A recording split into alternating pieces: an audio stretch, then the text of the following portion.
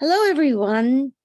I'm Malin Fang, the chair of the People-Centered Internet, and we're delighted to be hosting today a member of our community and a fellow of the People-Centered Internet. Her name is Tiffany Brar. She is a community service worker in India and founder of the Jyothirgamaya Foundation, which teaches life skills to blind people of all ages. She's a campaigner for disability awareness and an advocate for an inclusive society, and we are so proud of her. She was given the highest award from the President of India for women. She had Terry syndrome and became blind 6 months after her birth. Her father, who's a general, with him, she traveled widely, and verbal communication was important. So she speaks 5 Indian languages fluently. She has studied in schools for the blind, in integrated schools and in military schools. And she found school difficult. She was made to sit at the back of the class and sometimes not even allowed to answer questions. Her Braille notes arrived late or did not arrive at all. Her parents, all through this, sheltered and protected her. When she was at school, she experienced segregation and isolation by other pupils and was excluded from events. I'm very familiar with this because when I was a Rotary Exchange student in Australia, I too was experienced isolation, and me and the blind boy, Bruce, became best friends. So I actually experienced the same thing and became very good friends with a blind person. His name was Bruce. So she has completed her bachelor's in English literature, and she has started working her own not-for-profit since 2012. And so I am really, really pleased to present to you Tiffany Brar, PCI Fellow. Tiffany, the floor is yours. Yes. Thank you, Malin ma'am, for that amazing introduction. So I'm Tiffany Brar. I am visually impaired. Of course, I'm blind. I've been blind since my childhood itself. And yes, I have faced a lot of difficulties. I lost my mother at a young age. I went through a lot of harassment.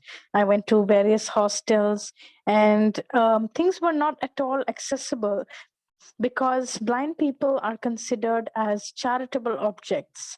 Going off topic, in India, there are, according to the UNICEF in India and the UN, there are 3 models: the social model, the charity model, and the medical model.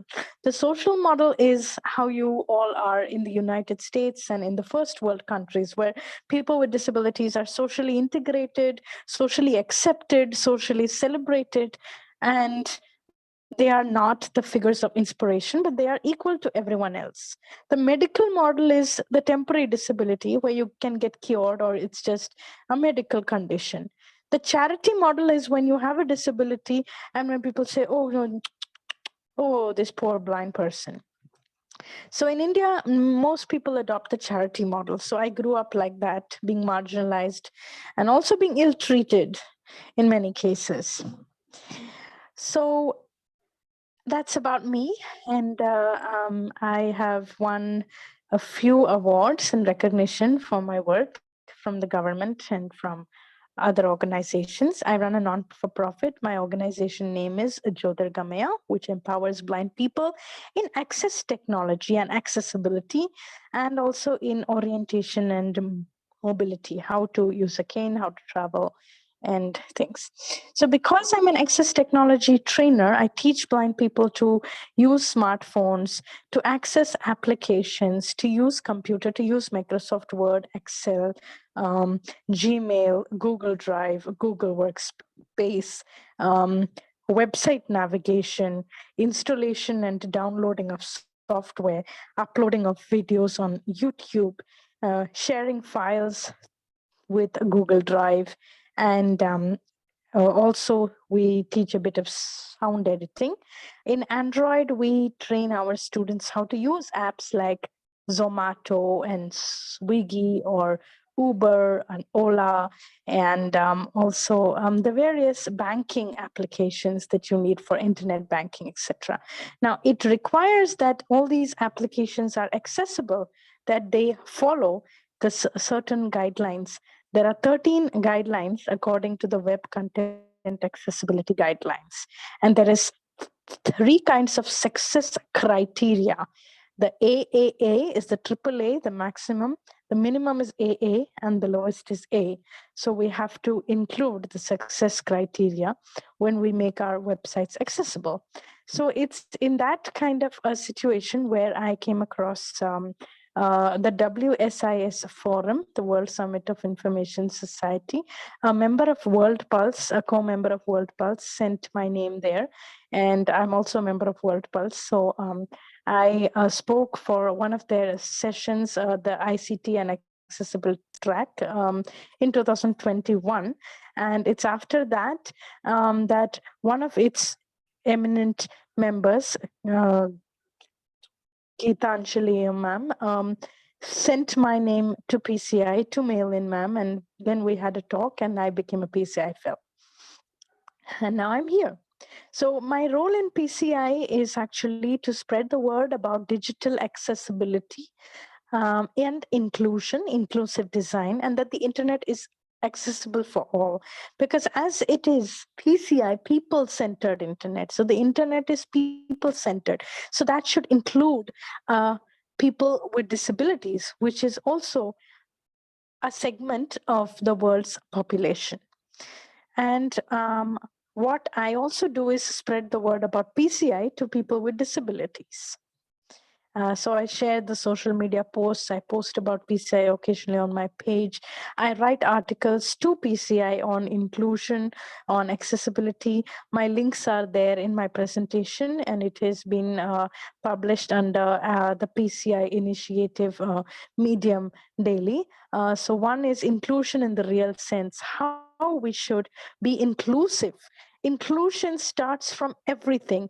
It starts from helping a blind person to cross a road, helping a person on a wheelchair, and helping a person to read a website.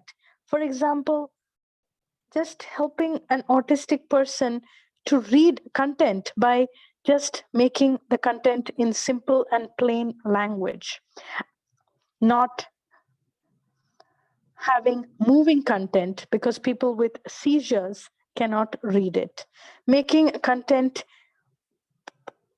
perceivable, operable, understanding, and robust according to the 4 principles of the accessibility guidelines, so that people with locomotor disabilities, people with other disabilities can access the websites.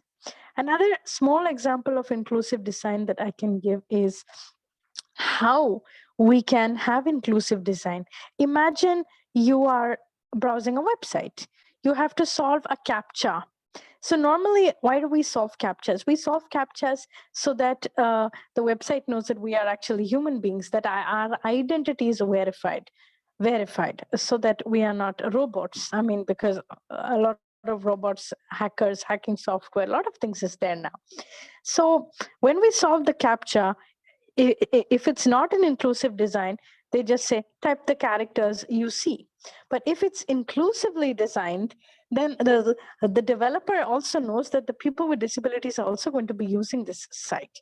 So it can be hear the CAPTCHA or check the checkbox that says I'm not a robot.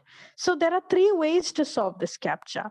So this is an example of inclusive design. So I have written a small article on inclusion that is basically how to communicate, how to address people, how to not address the blind person by, does she want something to drink? A lot of people do this. When I go out somewhere, they're like, does Tiffany want this? But I'm like, Tiffany has a voice. She can speak. So these are some of the things that I've written. There are three parts. A part which says good practices about inclusion in the workplace, and a part that says about my experiences and about an introduction to inclusion. So you will find this article. There are three parts to it on the Medium website at PCI Initiative. I've also written about accessibility, which I just spoke about. Accessibility, the truth behind digital accessibility, is the name of the first blog I published. And we have me and Melin ma'am have sent requests to Google and to Microsoft about making Google Drive and Microsoft applications accessible. We received a response from Vint Cerf, one of the most eminent fathers of the internet, who is also a person with a disability, who gave us some shortcuts to press V or R or tab and shift tab and then press enter on the list view to make it accessible. And now I'm able to upload my report in the summaries folder because now I'm able to access the Google Drive better. Recently, in this earlier stage, I had sent a blog to Snyder, an article to Snyder about the accessibility of Microsoft Edge and Google Chrome, the shortcuts, which are the shortcut keys, the keyboard shortcut keys to access the internet, which can be also put in the blind corner or on the website or in the newsletters for blind people who want to access the internet, because the internet as of PCI is inclusive for all. So it will be also very helpful if there is a blog post or an article on like, okay, this is how blind people can use the browsers. So the main browsers we use is Microsoft Edge and Google Chrome. So F6 to go to the address bar, or Control L or Alt D, and E to go to the edit field, and there are a number of shortcuts. As the same in Microsoft Edge, which is very, very accessible. Microsoft Edge is very accessible because when we press enter on a page, it says loading, still loading, loading complete. So we know that the page is loaded. Now that's very, very inclusive, and I'm really, really happy with that. So I've been checking the accessibility of Microsoft Edge recently, and I have posted about that. I also featured an article about Shrishti Casey, a blind dancer, the founder of an organization called Blind Rocks, where she teaches blind people to do fashion shows, to do makeup, and to dance. She lost her sight at a very young age.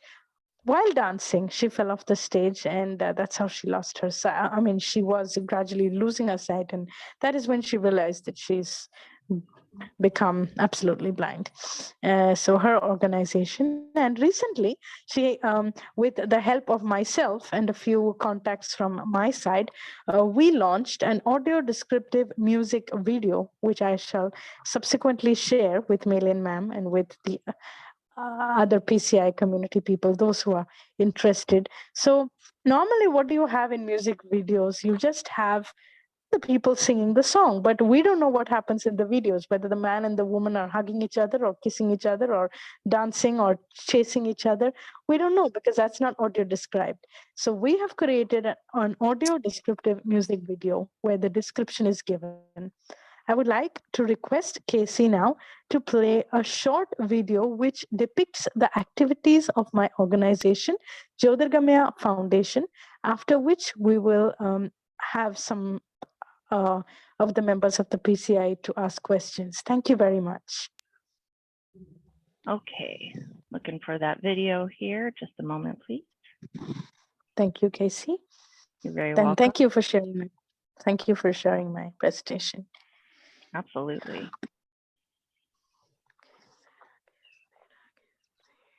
Okay, video, here we go. Focus more on communication. Casey. There we go.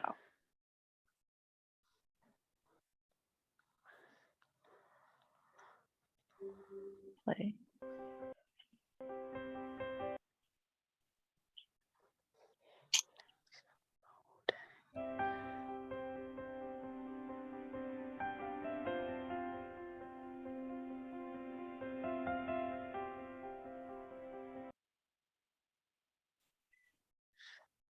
Apparently I'm the one with bandwidth issues. Here we go.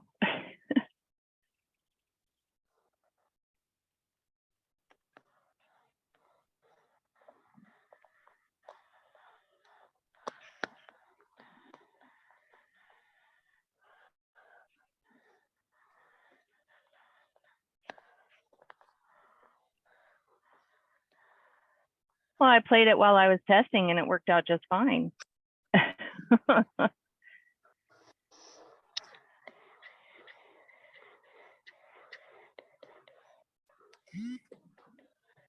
Maybe click on the thing again.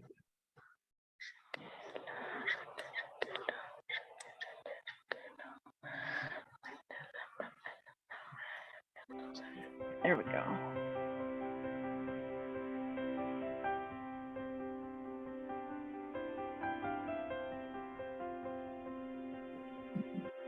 Jyothirgamaya is an eye to the blind. Now, when I mean an eye to the blind, I don't mean that we miraculously give the blind sight, but we give them their inner sight. We give them opportunities to see from their inner eye, which does not exactly mean their physical eye. At Jyothirgamaya, we endeavor to bring the blind out of their comfort zone. How many blind people are just within the four walls of their houses, not allowed to come out? I mean, they can be compared with birds in a cage. I mean, once you let a bird inside a cage, I mean, he's not allowed to come out. He's just stuck there. I mean, someone gives him food or gives him something and he's satisfied. That's how the blind are treated. Their homes, they're just stuck there. People give them food, they give them water, they give them clothes. I mean, there are two ways which parents treat the blind. One is extreme overprotection and extreme negligence. Now, overprotection, I say, I mean that they're not allowed to come out, they're not allowed to do anything for themselves, they just need to be used. And negligence is that their parents don't even want to educate them or want to rehabilitate them, and they believe that they don't have any capabilities at all. So at Jyothirgamaya, we want to bring out their capabilities. We give them training in various skills. First of all, we train them in orientation and mobility. Orientation and mobility is the ability to travel safely, with accurate speed, and with confidence. In orientation mobility, we teach them how to use a white cane. A white cane is a stick which enables the blind people to walk. We can find and detect obstacles. I mean, we can't detect what exactly the obstacle is, but at least we know that something is on the left side, something is on the right side, something is in front of us. So when we walk, we avoid banging or colliding into something. So that's a very important aspect. I mean, before any other training, we give most importance to this, because if a blind person gets a job somewhere, he has to be able to travel. And if he has to travel, he has to know mobility. He has to know how to use a white cane. He also has to know how to board public transport. We teach them how to travel in the bus, how to get inside the bus, how to ask the bus conductor where he wants to alight, which place is this, how to get his ticket or show his blind pass. I mean, we give them that kind of training so that they don't have to just stand there and wonder what to do. So we train them in orientation mobility, boarding public transport. We also teach another new aspect which is not generally taught in India, and that's echolocation. Echolocation is to detect by sound. I mean, you may not actually detect what the obstacle is, but let's just by clicking your fingers or clicking your tongue like this, you know that you're in front of something or you're approaching something. It may be a wall, it may be a tree, it may be a room with a lot of echo, it may be an open space. If you click your fingers and you don't hear any echo, then it means that you're in an open space. So we also give a slight introduction in that field too, echolocation. Besides this, we need to teach them how to work, how to earn their livelihood, and that is technology, assistive technology. Earlier, computers and Android phones and all these things were unheard of. And when they were heard of, the side things that, only we can use these things. But no, the blind can also use computers. They can use them with the help of a screen reader, NVDA, non-visual desktop application. And there is also another screen reader called JAWS, Job Access with Speech.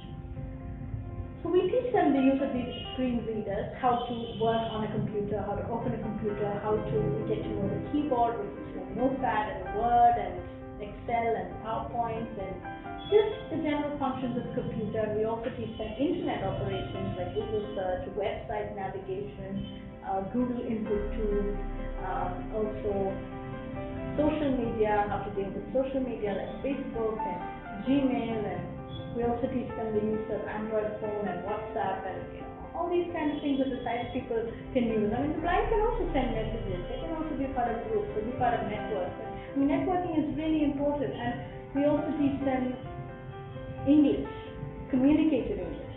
I mean, how to talk in English. I mean, if a blind gets a job in a call center or in an office, I mean, you should know how to speak, how to communicate. So we teach them basic communicative English. We don't go boring them with the grammatical aspect. I mean, we do teach them some grammar, but then we focus more on communicative English or social English, as we may call it. Blind people are often lacking in exercise here in India. I mean, they often need to just sit, and as a result of that, their limbs lose because they're not walking, they're not exercising. So we have also started yoga training. Now, it's proved that in India, everyone does yoga, everyone likes to do yoga, especially here in Kerala. Yoga is really famous, but besides that, it's scientifically been proved that yoga improves our concentration levels. It helps us to think clearly, to be more focused. It also improves our breathing. It improves our health also. It's medically also good to do yoga. So we've introduced a few yoga techniques which we teach the blind people so that they can practice it at their leisure time. So this is what we do in Jyothirgamaya, and I would welcome any blind person to come forward and get trained. We are there for you.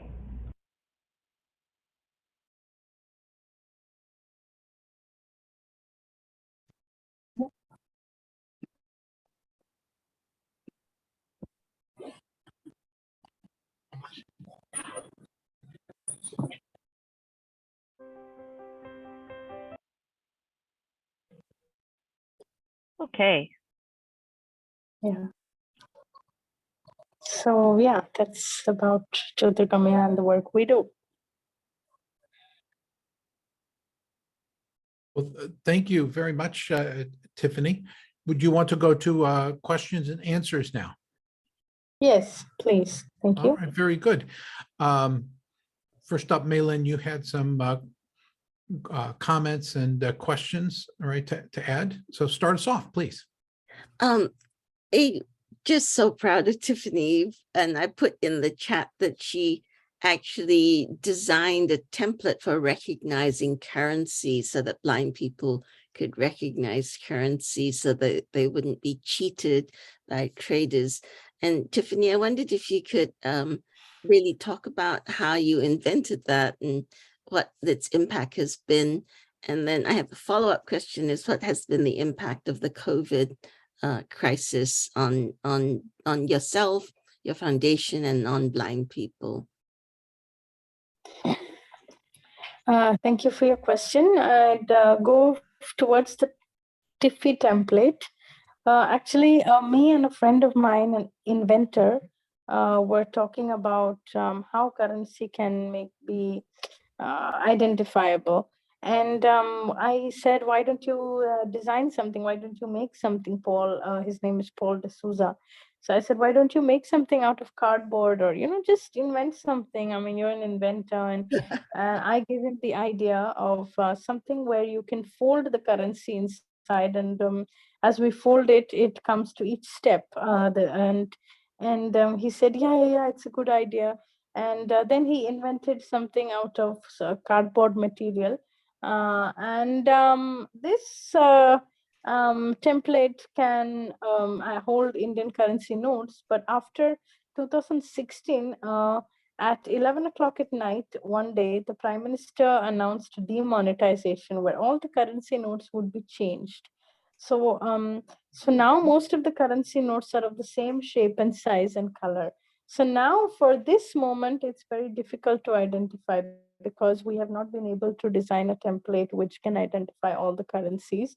But there is an app called MANI Money, where we all made an appeal to the Reserve Bank of India to make an app where currency can be identified.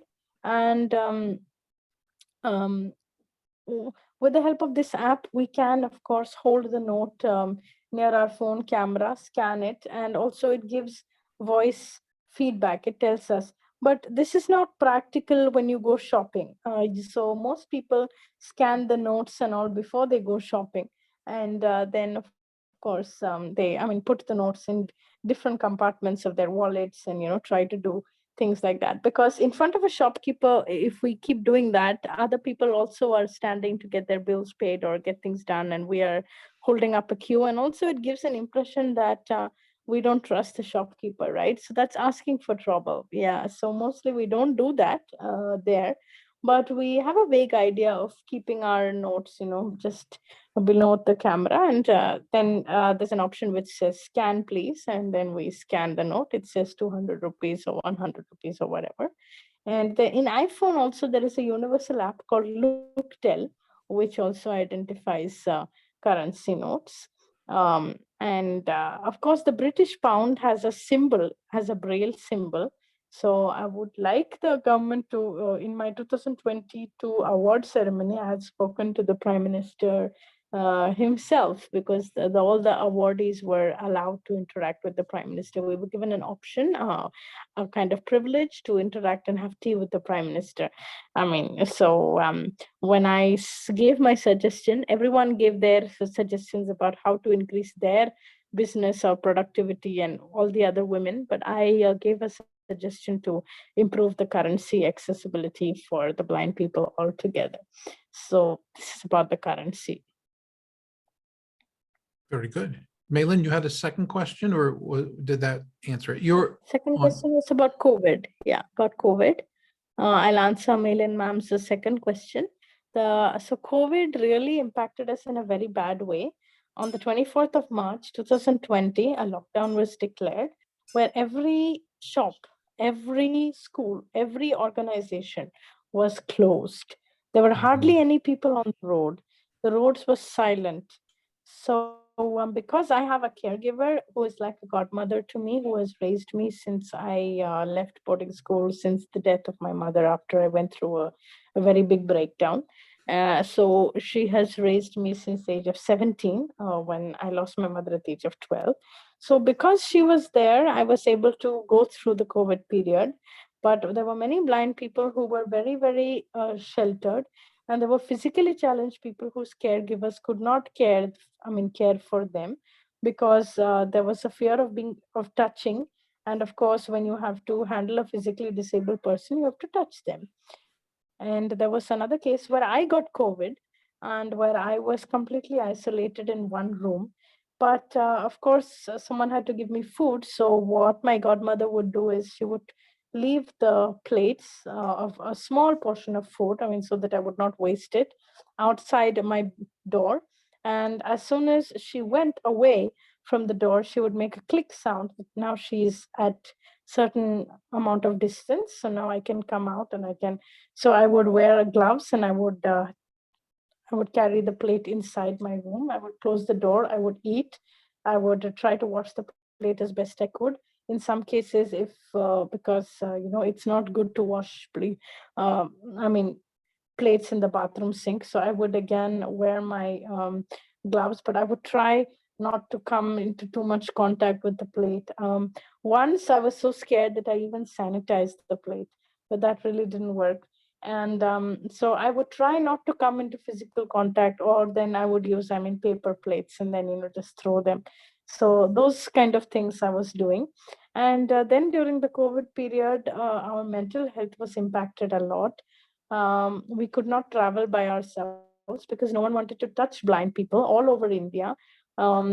People could not travel by bus.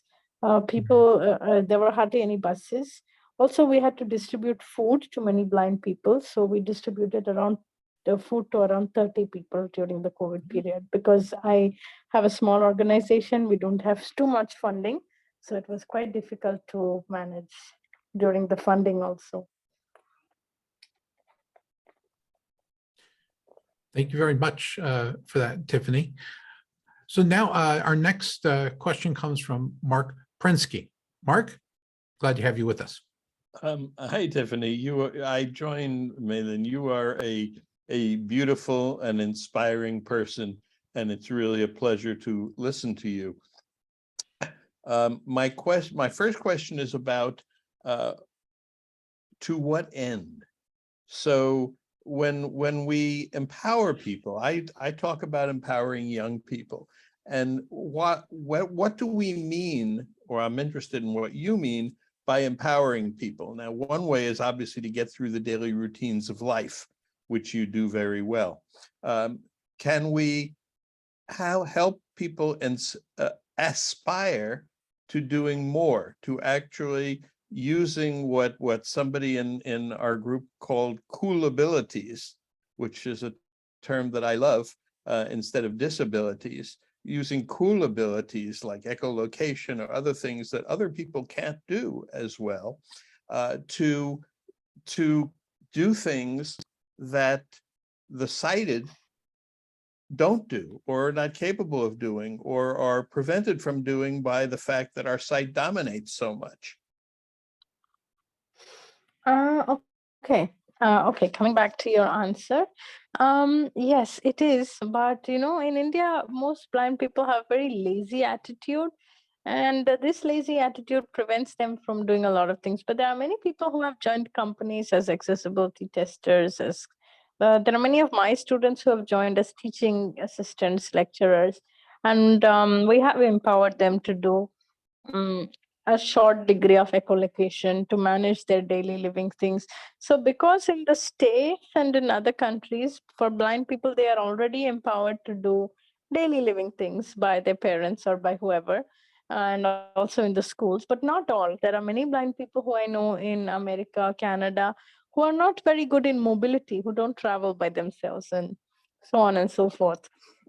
But here we have to first, the foremost step is to get them out of their comfort zone, out of the house, counseling their parents, having a one-to-one orientation with them, bringing them to our center, teaching them the daily living skills, then computers, then the possibility of, yeah, you can read, you can write, and on a computer, or you can use a smartphone.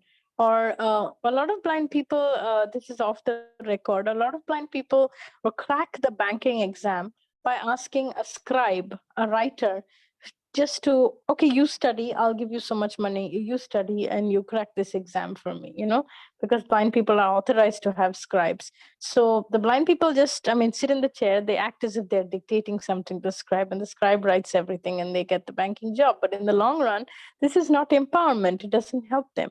So to bring people out of that kind of attitude is a very, very Herculean task.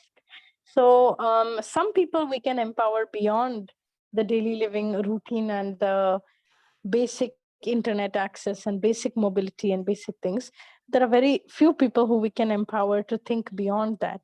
But mostly by the time one empowers people in this much itself, it's a Herculean task. People like me also get tired. So yeah, there have been instances where I've had to literally give girls a bath, literally make them have a bath, like show them how to have a bath, how to clean their bodies, how to use deodorant, or, little things.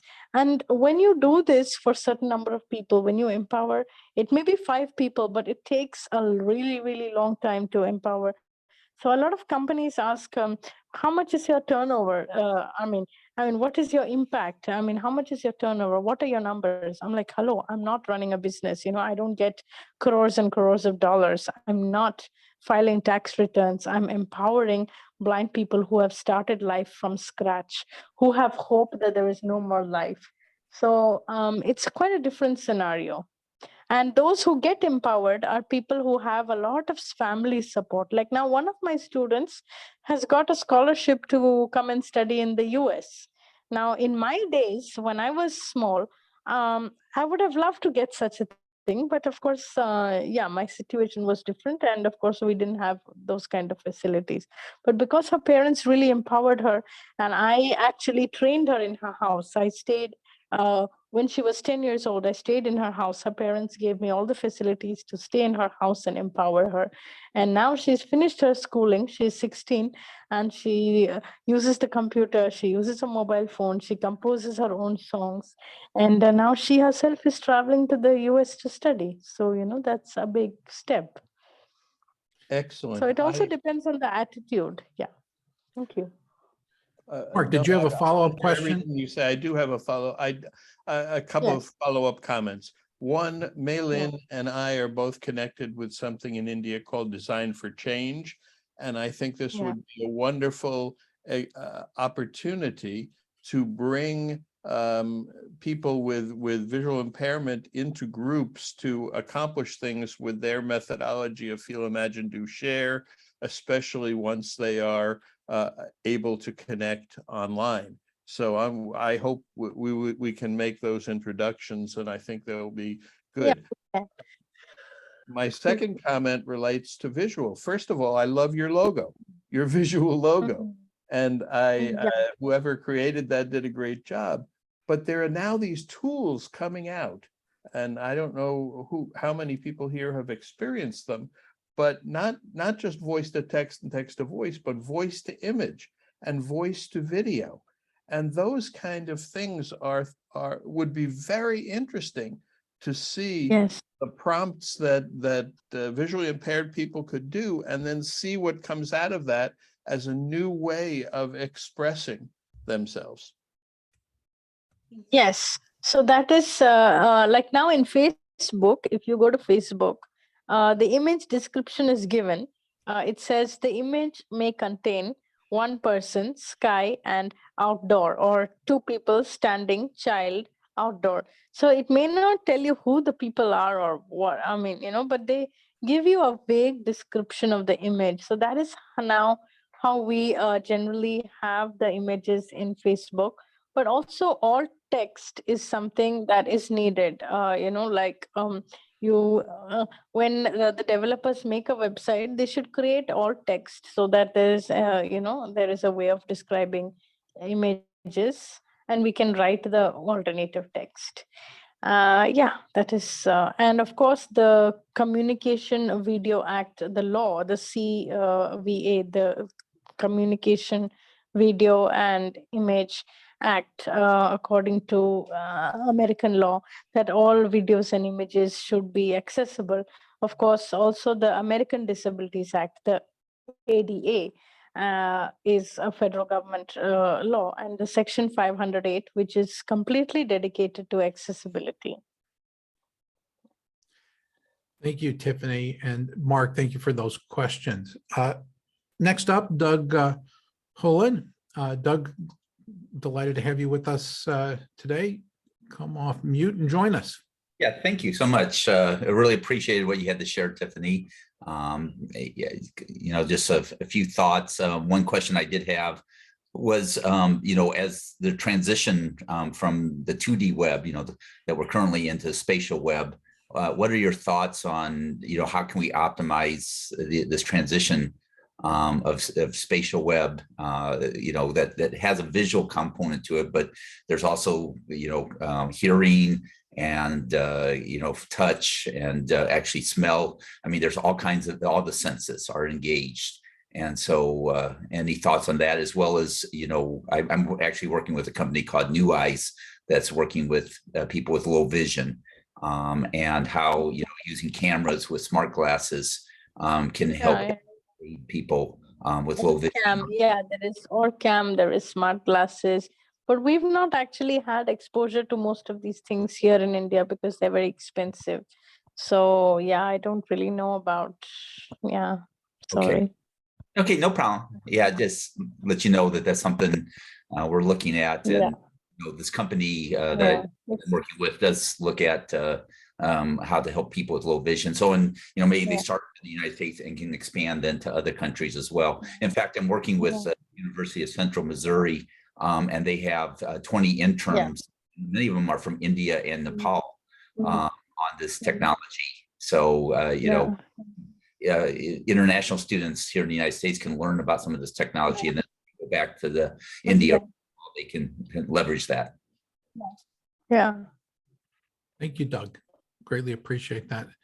I'm going to throw a question in before the next person is Ben.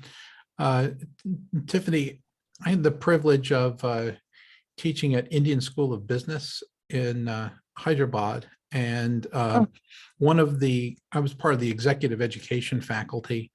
And one of the companies that was in the classroom was Cipla, the pharmaceutical company in India. Yeah. And they had created a color barcode for people who were not literate in India, so that they could hold the package up of the medicine that they had before and take that package back up and hold it up to the counter, and they'd say, oh, this is the same thing, without having to read it. Okay, so that was a literacy issue.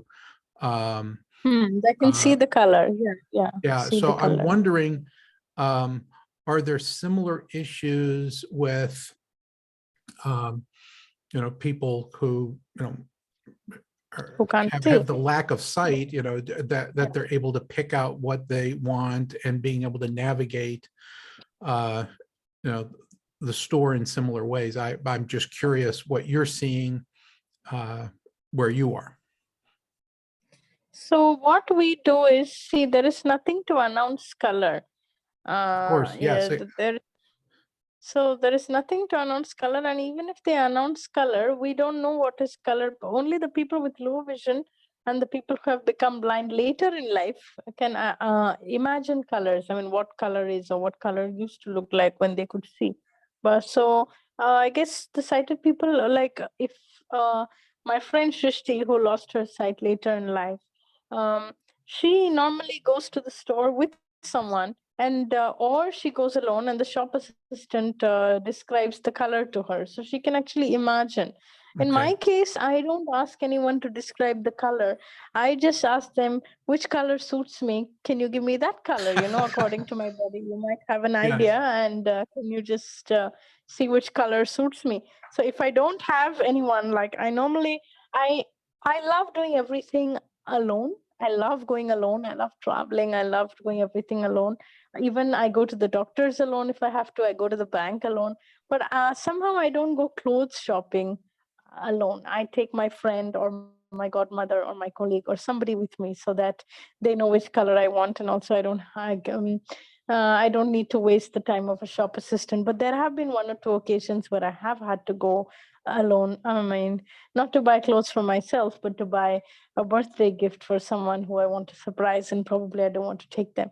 So yes, so I probably show their photograph to the shop assistant, their WhatsApp profile picture or picture on Facebook or something, and I say, well, I want to buy clothes for this person. It's her birthday, so can you tell me what color may suit her? And sometimes the person, it's often happened that the person doesn't like what I've given, and because I don't remove the price tag, so that they can probably return it to the shop and exchange it for something else if they want, because color is something that it doesn't really relate to people like me. So the reason I was thinking about that was, there was a limited range. All right, what if those colors, if Cipla made them different kinds of like lengths of bars that were associated with the color, so that you could feel it instead of see it?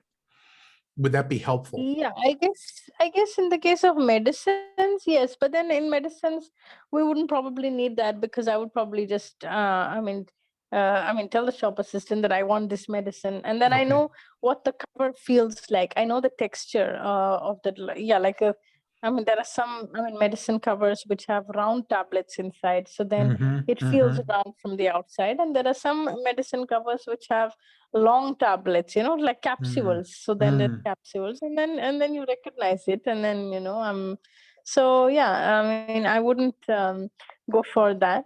But I would say that there would be something for clothes, if there is something to identify the color of clothes. If clothing could be more inclusive, I don't know how, but yeah, that would be a big help. Okay, well, It's something that I may throw back to the colleagues back at in the branding and design section of Indian School of Business, see what they might want to do about that. I'll see. Thank you. Next is Ben Konsinski. How are you today? I am fine. I just wanted to raise a couple of maybe more high concept issues, but Tiffany, you're an inspiration, and I enjoy hearing you on the prior session and as well now as we think about it. A couple of pieces of context that I was on the board of the American Foundation for the Blind Southeast, and my father was very strong macular degeneration, lost his sight. And I myself have been monocular since I was a child. And so you see different contexts for a mix of elements, and working with the blind, especially, part of my challenge always was that I love to pet the dogs, and I have to remember they're working when I'm working with no-sighted folks. But the point is that we've got different degradations of sensitivity and sensory impressions that individuals have. And we don't just want to seek the address of one common denominator.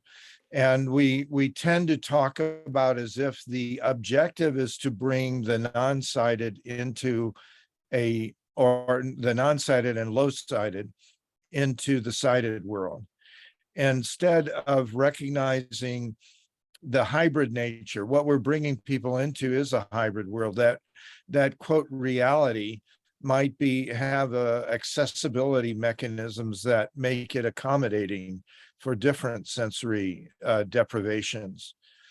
And especially as we move into the metaverse and looking at Web3 environments, that complexity doesn't matter as it used to in the past. And so, not from a currency in the Indian situation necessarily, but as we look down the future, we're accommodating and creating a hybrid reality. In fact, the sighted person's reality is in the same geography, is very different from the reality of a low-sighted person, is very different from a no-sighted person. And how do we accommodate and create the environment that serves each of those, their personal experiences, without trying to force one into another world? We do this in the metaverse as well. We have walled gardens that people are in, our avatars and artifacts, digital assets, and we move them from one world to another, but there are different physics in those different worlds. And so we don't try to say we have to map the physics over. We have to say, how can we accommodate what's needed for each condition in their own reality in that regional context? And how we think about the evolution of cities, the evolution of transit and transport, not just an accessibility accommodation,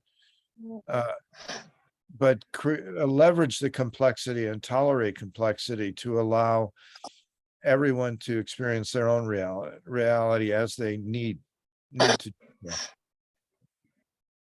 Anyway, just some thoughts about that. Yes, thank you. All right, very good. Tiffany, a question: what are you missing right now? If there were 2 or 3 things that you think would be helpful if you got connected to or were brought into the world, what is it that you're finding is missing from your current work that would be useful? Actually, Well, I would, of course, like to be connected to blind organizations in other countries. I mean, I would like to. I mean, of course, I don't have the finances to travel around. I wanted to actually this year, I was supposed to travel to London for a fellowship. My aunt lives in London and she wanted to connect me with the Royal National Institute for the Blind. And she said, why don't you come to London? And of course, I didn't get the visa. I had no funds for, I mean, somebody agreed to sponsor my ticket, but then they backed out and then I didn't get the visa and then everything just went. So, yeah, I would, I mean, and now I've taken up a course in digital accessibility, which I'm doing both offline and online. So if I get certified, of course, I will have the knowledge about digital accessibility and so I'm learning more about how websites can be accessible and what can be done. And so yeah, actually what I'm missing is connection to the outside world. I mean, outside my strata, like, yeah, connections to other organizations, connections also on a personal level.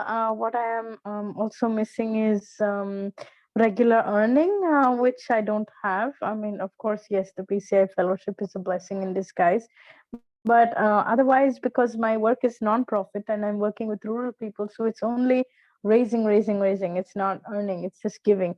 So yeah, I would also on a professional side, of course, I would like to get connected to blind organizations, or people, individuals who are working in the same space, so we could exchange ideas. And if God wills, I could probably, I mean, travel at some point, depending on the situation and depending on other things.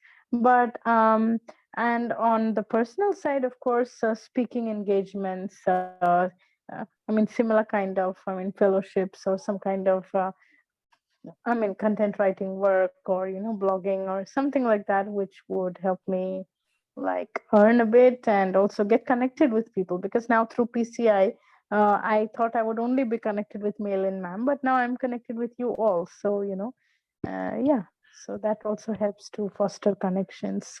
Okay. Mark Prensky is raising his hand. He has comments based on what you just said. Mark? Yes. Hi, Tiffany, I have a suggestion. I don't know if this is something that you could or would consider, but I see more and more people making income by doing oral podcasts that they can do, and then they get subscribers, and Substack does this very well. And I pay a number of people $5 a month to just hear what they have to say. And if you could do that and get subscribers, maybe that would bring you some extra income. Yeah, in India, I tried on YouTube, but then there's so many of us who have YouTube channels that, yeah, but I will try for private podcasting or, those kind of things as well. That's a good idea. And you have a world audience. You don't need to focus only on India, because so many people speak English in the world. Yes, and my English is not that bad, so yeah, I can try for that. Your English is excellent. I think it sounds Indian, but it is excellent. Yeah. And is Patreon a platform that's available in India? Patreon, no, I've not seen it. Okay. I mean, the fact is that people who are doing things that are, authorship, artistic, podcasts, like Mark is suggesting, Patreon is a way for people to support your effort on an ongoing basis. You may want to look at that, right, as a, but if you, do you have a fundraising strategy right now? Yeah, my organization has, we write proposals, we send them to companies, and of course the companies get tax exemption. So yeah, my organization has a well-planned fundraising strategy. Yeah. All right, very good. Yeah. And I would just, if I can add one more thing, because Kevin, sounds like your background is also similar to when I went to business school at Harvard. Let's reframe a little bit. Mhm. Reframe from thinking of blind people in India to thinking of blind people in the world, or visually impaired people, and think of your Yes. market as much, much bigger than India. And even people who do have, there are plenty of people who are visually impaired who have money. You Yeah. know, so if you expand Well, the there are. concept of your market, maybe that will help. Yeah, there are visually impaired people who have money. I have seen in it. I mean, I've interacted. There are a lot of groups where we interact, and I pass comments. I give advice on Facebook, and I mean, those kind of things. Yeah, that's a good idea. Very good. If someone wants to communicate with you, do we have permission to people who are listening and to write to you on Yes, of email? course. Okay. Yeah, my email ID is in the PCI thing. Of course, you can take it as personally. My personal email ID, tiffanybrar@gmail.com. And my contact details are also there. I mean, Malin ma'am and Casey have my personal contact number also. So Malin just put your email into chat. Yes, That's yes, great. it's there. And we're at the bottom of the hour, which is where we normally Yes, conclude yes. a call like this and go into Yeah. overtime. But I don't have any questions stacked right now. Are there other thoughts from people who are on the call with us today that would be helpful for Tiffany, or do you have additional questions? This would be the right time to ask. Well, hearing none, Tiffany, why don't you just give us a summary of your concluding thoughts? And thank you for coming again. The conditions for this call and our ability to hear you clearly, much better, right? Thank you so much for doing that. Yes, actually, I was happy to come a second time because that time I was just talking, but no one could hear me. So I think that was a waste of time for everyone. I again apologize for that, but I was still able to, hear and talk to a lot of you. And yeah, so my concluding thoughts are to continue with accessibility, and I'm going to write more and more. Tips and suggestions for accessibility for PCI and for others to read and to understand. And I hope I can, foster connections through the PCI and through all of you. It's been really great. And Mark, sir, you had last time mentioned that you were a founding member of American Foundation for the Blind. I have been connected with Lighthouse for the Blind. In fact, I was the Holman Prize winner for 2020, but due to the pandemic, I couldn't implement the entire project. So yeah, that was standstill. I'm happy to contribute. I've shared my views about accessibility and about inclusion. And of course, we sent a few emails here and there and we got some outcomes. Now I'm able to access Google much better than I used to. Thank you, Malin ma'am, and also thanks to the people in Google who had responded. And yeah, Pinsurf sir also. And also there is an app called Be My Eyes, where people volunteer to give external help. But that is in India also. It's everywhere. So these are the things. Yeah. Outstanding. Thank you. Malin, any concluding thoughts as we close our call today?